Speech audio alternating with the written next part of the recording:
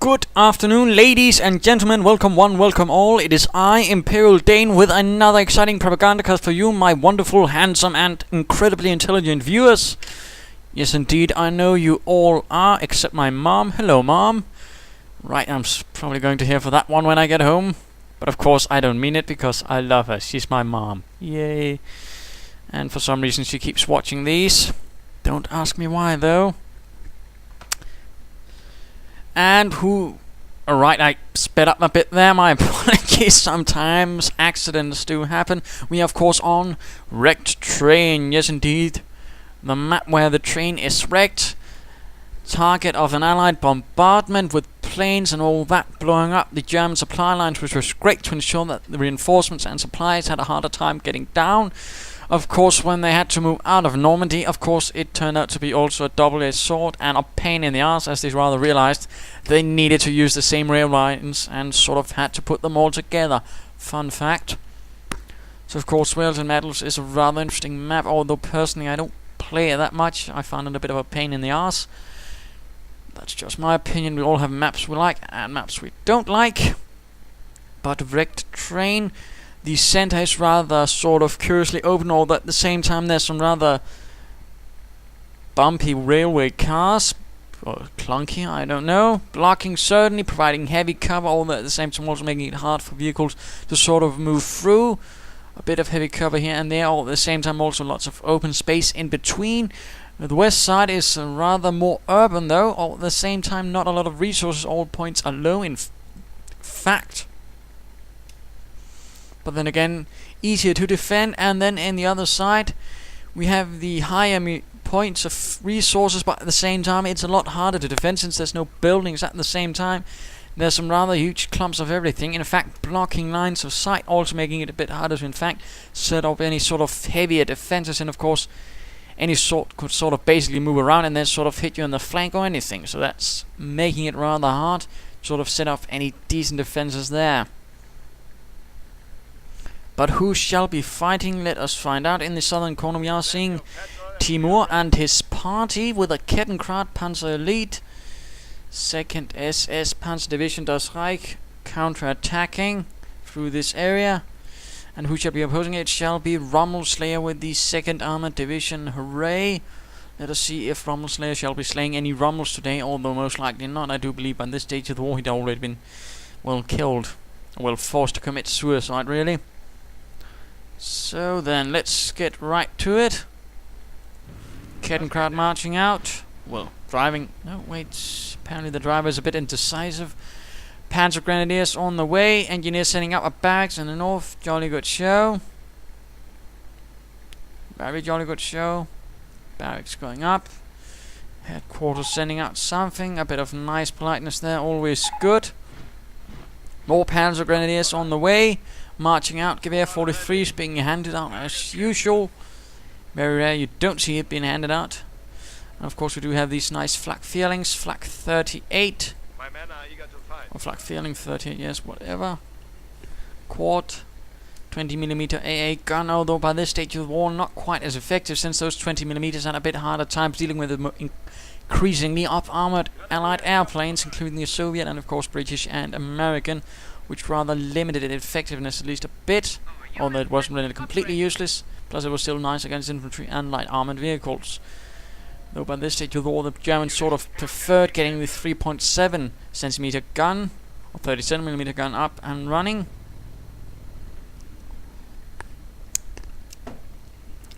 Which of course led to the Ostwind Flak Panzer amongst other things. We are seeing some engineers heading down here in the southern road.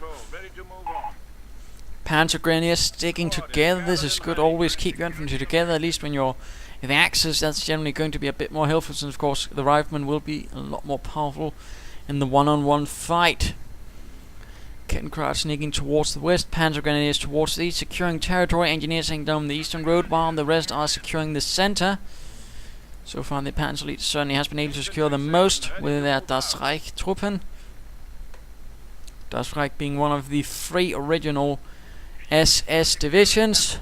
No enemy contact in area. And certainly also one of the more veteran one, and certainly one of the better ones as well.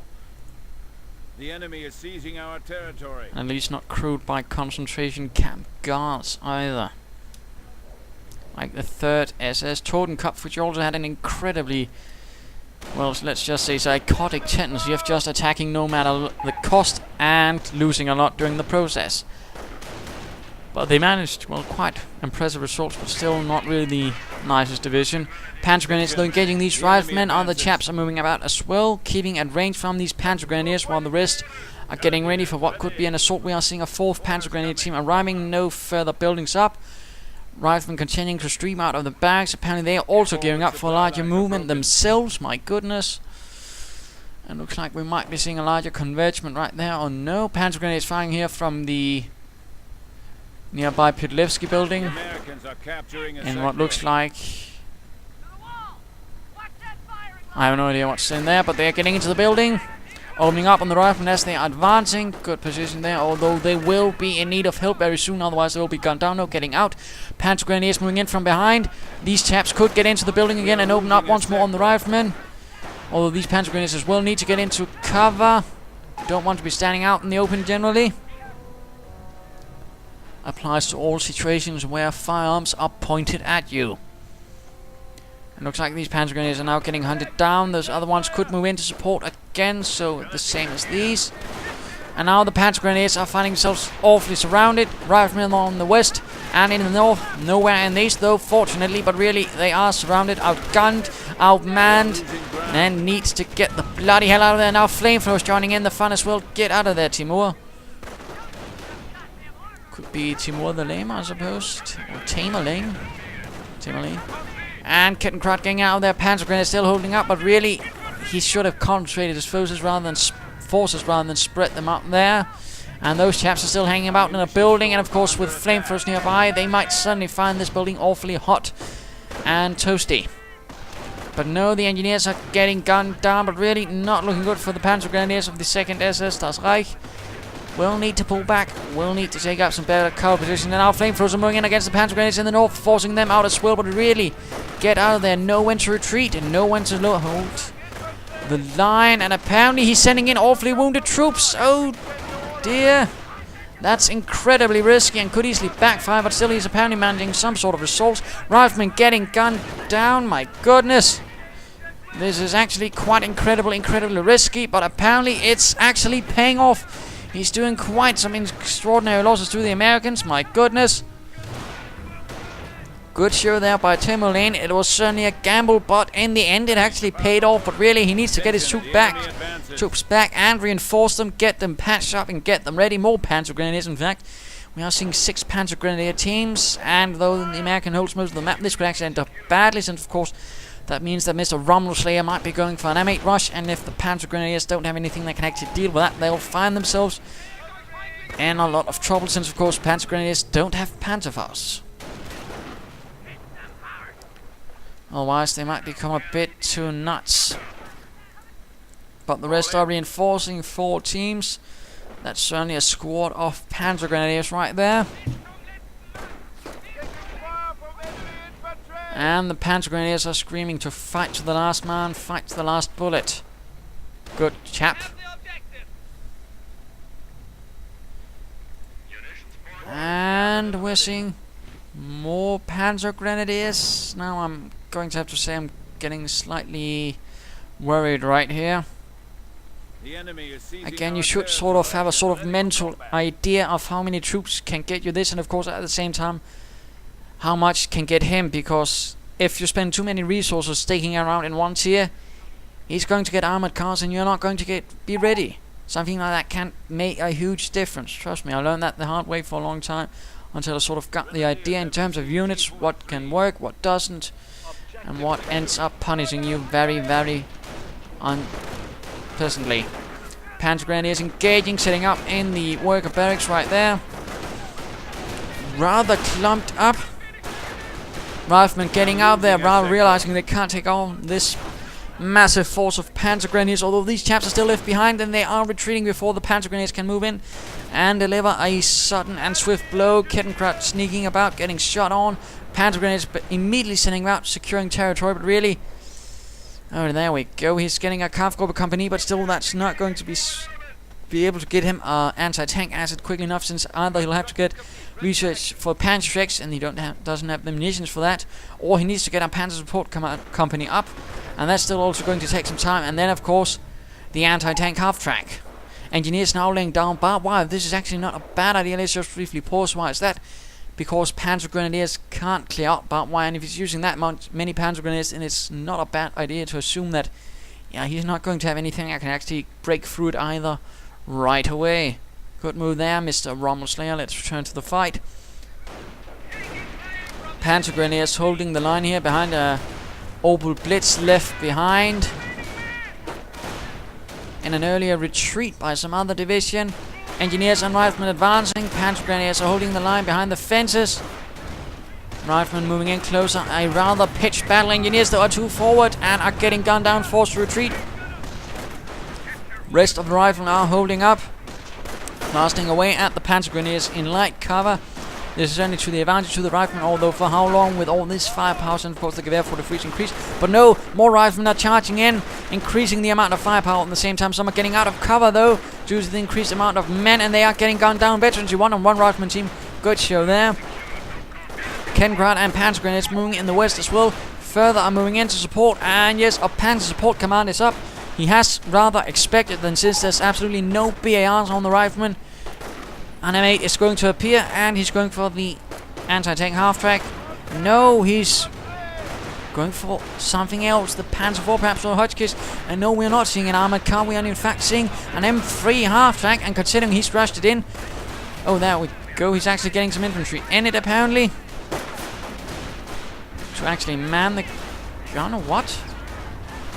There seems to have been a bug there, and I think Rommelslayer is aware of it, or perhaps he's upgrading it, which does not allow for it, perhaps. But he's keeping them nearby to, of course, reinforce, and he has a medic station up. Good show, Rommelslayer. And there we go, quad mount, 450 caliber machine guns blazing away at the Panzer Grenadiers, chipping away at whatever light cover there is, gunning them down, suppressing whoever's out in the open. Good show there, Rommelslayer. Certainly slaying those crowds. Heavy losses forcing the entire force to retreat, and a Panzer Grenadier team is cut down. That was rather unfortunate, but good show by Rommelslayer. Good usage of the half-track there. 2 kills already. And of course the medic station at the same time rather nicely placed forwards, also protected by a heavy machine gun emplacement. Not a bad idea. All good so far. He certainly has the right items for a proper counter-attack, although at the same time, of course, with a Panzer IV on the way, Rommel is going to be needing some anti-tank assets to put it out of its misery, lest that Panzer IV turn his half-track and his men into minced meat. The Yankees are grabbing our territory. And riflemen immediately marching out. Good job there. Engineers joining in for a bit of fun as well. Will Rommelslayer be expecting any armored assets? Let us turn over to him, who has gone for armored doctrine. That's rather interesting. Usually see infantry or airborne, in particular against the Panzer Elite. Airborne is a serious favorite, considering that Panzer Grenadiers have a tendency of being stuck together by less than able commanders, or at least less than, well, awfully Soviet commanders. There we go, Panzer IV F1, or in this case Panzer IV infantry support tank. That was basically its role in the early stages of the war. Infantry support, blowing up things and such. Although of course Dukes were more used for that actually. A bit more numerous, and of course always easier to make. And for some reason it's made the MG upgrade for the Panzer IV. Let's just briefly pause. That upgrade doesn't really do anything, trust me. It's very, very little. It's waste of munitions. Basically just get the armored skirts and you're good to go. Just trust me on that. But it hits a mine, so that's of course a nice move there by Rommelslayer, laying down mines. Of course, he probably hadn't been expecting for it to disable a Panzer IV charging in. And apparently the Das Reich, when getting some armored replacements, apparently got some older versions, apparently. Then again, I believe that the regiment actually had some older tanks lying around, including a few Panzer IIIs. From where though, I don't know. Could have been for command tank purposes. Not sure. But Panzer Grenadiers are holding up behind the Panzer IV. The Panzer IV, though, needs some repairs rather swiftly. And what is this? We are seeing a mortar half-track now moving in, ready to bombard Mr. Slayer's lines. That's actually not bad. The half-track hanging about here, getting away from the Panzer IV, gaining veterancy 1. This is good. This increases the speed of it, and at the same time we are seeing armored skirts going up on the Panzer IV. Good show, good show. Advancing ever rapidly, and now we are seeing the anti-tank gun is ready. Sticky bombs getting ready as well, although mind you, armored skirts decreases the damage and also the charge of the sticky bomb, disabling the engine of the tank. Keep that in mind. And of course, for any German commanders, this is why getting armored skirts is good. And panzergrenadiers taking a rather forward point, but are getting gunned down. Anti-tank gun moving in, half-track staying in support. Of course, it can still reinforce troops, and that generally applies also to the Wehrmacht half-track, even upgraded. And riflemen are charging in right into the lines of the panzergrenadiers. Some are taking heavy losses. Half-track moving in. Panzer IV on the lines. German mortar joining in for the fun very soon, I wager, onto the American positions. And the Panzer IV moves in. Anti-tank gun needs to set up. And some heavy losses among the Americans. 3 down. Good shot there. And the half-track is taking 5 from the Panzer IV. It won't be able to withstand much. Mortar rounds beginning to land. Veterancy 2 for this rifleman team. That's good. Anti-tank gun was a bit out of range, but mind you, with an armor-piercing rounds, it can actually make a very short work of a Panzer IV. And it's certainly also a threat training on the sort of German armor rifleman in need of reinforcement. And a triage center could also do good. Then again, an upgrade to the supply yard would probably also be a good stage at this time, since he has rather high upkeep at the moment. Half-track getting repaired and once more advancing. Opening up on the panzergrenadiers, and then because this wrecked train is of course blocking its gun, it's of course forced to pull out again. Panzer IV moving about behind, being lit up by the tracer fire from the AA gun mount on the half-track. Opening up on some panzergrenadiers. Engineers moving in, but they're getting awfully close to the Panzer IV, and there we go, one engineer goes down, and the other one makes a bloody swift retreat. Riflemen moving in, but oh dear, Rommel, that's a bit of a bad move there. Trying to take a point right in front of a Panzer IV, and what will be happening, an attempt at a sticky bomb, but it was botched, and they retreated, and a rifleman team is being reformed by the medic station. That's jolly good show there. Although currently the German commander is in fact holding most of the line. And let us get to the mid-game analysis. The situation is looking a bit grim, a bit dire for the 2nd Armoured Division, which currently doesn't really have much armor. Still, whereas for the 2nd Panzer Division, Das Reich, Ausklagenabteilung, it's actually looking pretty decent. I mean, they're holding a solid front line, holding pretty much all points except one. And now a Panzerjäger command is up. They still have plenty of panzergrenadiers, the Panzer IV, and the Mortar Range Supreme. Good show that. That doesn't mean that Rommelslayer is out. He still has some infantry, which of course are getting more and more veteran. He still has the half-track, which can still prove a threat to Mr. Timur's infantry, and he still might be able to get something else to really get the drop if he's were to get, say for example, a tank destroyer rather all of a sudden. That might prove to be a very nasty turning point for the Timur, which of course still doesn't really have anything that can deal with these heavier enemy assets. So let us return to the fight and let us see how it goes. Engineers getting reinforced, and yes indeed we are seeing a tank depot up. That was rather well timed by me. So there we go, 14 minutes in, and a tank depot. And the Panzer IV is advancing, but taking rear shots from the anti-tank gun. Nice placement there, covering. Although the anti-tank gun might want to get out there, because I wager that mortar will be opening up. Yes, there we go. And Rommelslayer isn't... No, he's not repositioning it, or is he?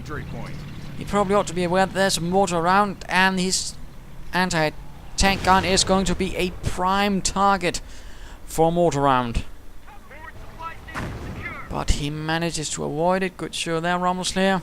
Tank depot going up. Riflemen heading hard towards the west, hoping to perhaps get a drop on these panzergrenadiers and do some very nasty business to them. Right outside the Pitlevsky building. Panzer IV getting repaired once more. Anti-tank gun wasn't able to do much damage there, so this will be swiftly done. And panzergrenadiers finding themselves in a rather nasty spot of trouble there. Riflemen charging in, but they do manage to get out of there all intact, or at least, well, not dead.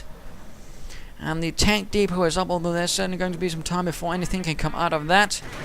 And what is this? No, it's just the same Kettenkrad. Riflemen charge again, but getting torn to bits. That was a bit of an ill-fated assault. And looks like the Panzer Grenadiers are making ready for a counter-attack. No assault rifles, despite having a Panzer command up. Riflemen taking a bit of fire. Need to get into cover. There we go. Sturmgewehr 44 opening up on the riflemen. One Panzer Grenadier goes down. Panzer Grenadiers are holding the line, so are the riflemen, and apparently they are sort of getting away. Because there are mortar rounds falling nearby, and that's a good assessment right there. Still nothing from the tank depot. Report we are losing a Panzer Grenadiers taking up positions here. Panzer IV moving in as well. Mortar half-track nearby. Rifleman moving in from the south. Could get off a sticky bomb on the mortar half-track. No, he's trying to take a point. That seems a bit unfortunate.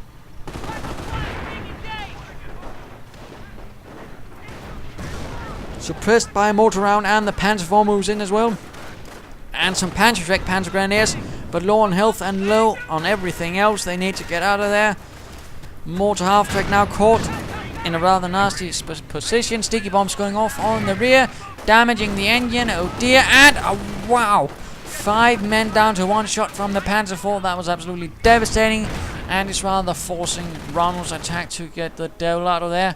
And we are seeing a Hellcat on the way. Not a bad choice indeed, and certainly I'd be using that compared to the M10. Why, do you ask? Because the M18 doesn't have the Courier Spark which the M10 have, which is basically a misfire bug. Why is it there? What do you ask? Well, it's basically an animation problem, which rather also means it won't actually be changed. Half-track opening up on the Panzer Grenadiers inside, and there we go. M18 Hellcat is ready to charge in. I said charge in. Move it. Apparently not. Obstinate bastard. Riflemen back at base, not getting reinforced still. No upgrades for the supply yard. Troops are being lost somewhere. Apparently some engineers to this armored car which charged in, dealing grievous blows, and some riflemen are awfully wounded, awfully low on men. Again, no, a lack of tree ascent isn't helping. Tank Hellcat finally moving in, but it's not really going after its target, that is the tank. But there we go, moving in for the kill. Panzer Grenadiers inside the building are awfully hot, and I mean in the literal sense that they are getting burned alive. Engineers taking fire, but they somehow survive it, but not for long. Riflemen getting blown to bits. Oh dear, Rifleman team lost. M18 moves in there for the kill. There's nothing. Oh wait, there's those tank busters nearby. But the Hellcat could charge right through them, and we are seeing field repairs going up, keeping the Hellcat repaired, and looks like this Panzer IV will soon be lost. Damaged engine, but then again the Hellcat is not looking well either. He needs to get away. Panzer IV destroyed, and half-track moving in from the south, but not fast enough. The Hellcat is blown to bits. It is now literally in hell. Panzerschreck shot misses, and the half-track makes a dashing escape, shooting as it goes. Losing ground out there. Kettenkrad in the east, all on its lonesome. Half-track sneaking about. Looks like another assault will be going in, and of course, due to the Panzer IV rather going kaboom, there won't be that much to stop another Allied assault. That armored car will certainly be an easier target for the half-track and for the anti-tank guns. Panzer Grenadiers out in the open, getting a lot of fire directed at them. Riflemen moving in as well. Veterancy 1, and so Veterancy 2 and Veterancy balls moving in. Half-track opening up. Riflemen charging in. Armored car opening up. Panzerschrecks moving in from the south as well, rather forcing everything to pull out of there. Anti-tank gun a bit exposed. And we are seeing a Sherman on the way. This is good. There's not really much going to be able to stop that. And it will also be able to deal with those Panzerschreck-equipped Panzer Grenadiers and of course the tank busters much more easily, due to its high explosive shells and other such fun business. Half-track moving in from the north.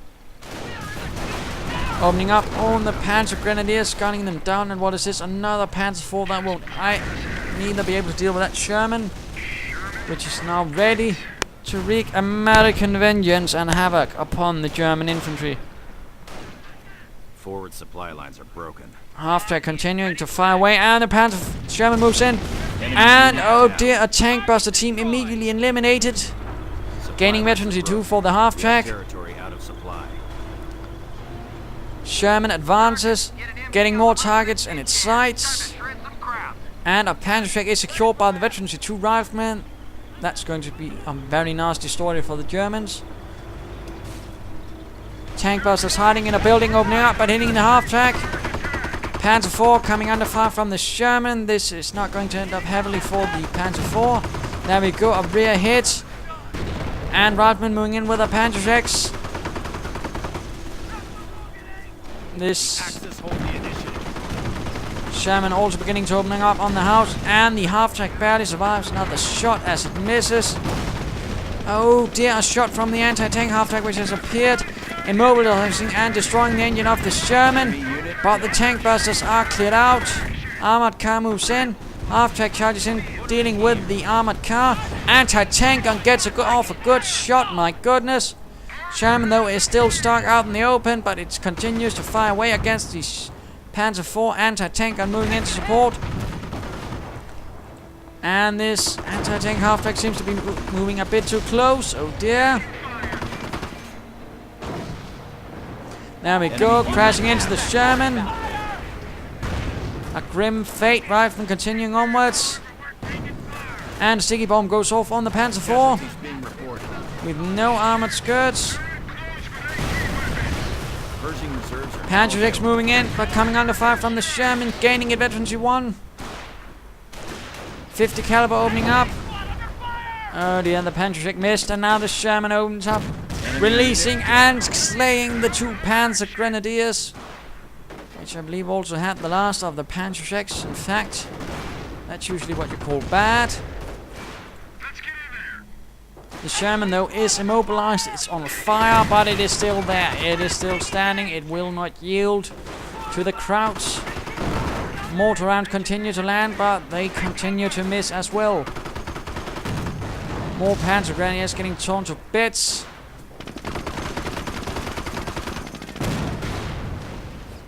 Looks like we're having a small engagement over here as well, although that's not going to end up well. Mortar half-track is lost, this is not good, and there we go. Timur and his party have left. The 2nd Armoured Division has secured the day, with the Sherman leading the charge, really laying in and killing a lot of Panzer Grenadiers. So there you go. What can we learn from a game like this? Well, besides the fact that you should always be having some anti-tank assets ready at some stage. And as we rather saw, neither side sort of had that prepared. It only happened once the other side got something a bit bigger. Like in the case of the Americans when the Panzer IV arrived, in the case of the Germans, well, when the tank destroyers and Shermans began to arrive. That was certainly not fortunate and was certainly not well planned. Otherwise, he actually was doing pretty well. But then it sort of fell through. I don't think he even used a doctrine, which is generally also a bad idea. That could certainly also have helped him. Otherwise, getting lots of Panzer Grenadiers, not entirely best utilization. No healing from either side, but the American commander, Mr. Rommelslayer, did have the advantage in the medic station. And certainly keeping up the pressure. And not relenting, that's also a good thing. But I really think it was the tank destroyer and the Sherman, which apparently Mr. Timur were rather unprepared for, which really drove it home and finished him off. So there you go. I hope you enjoyed this fight. If you did, want to subscribe or tell your friends. And if you didn't, well, why not send in a replay of your own? Cheers.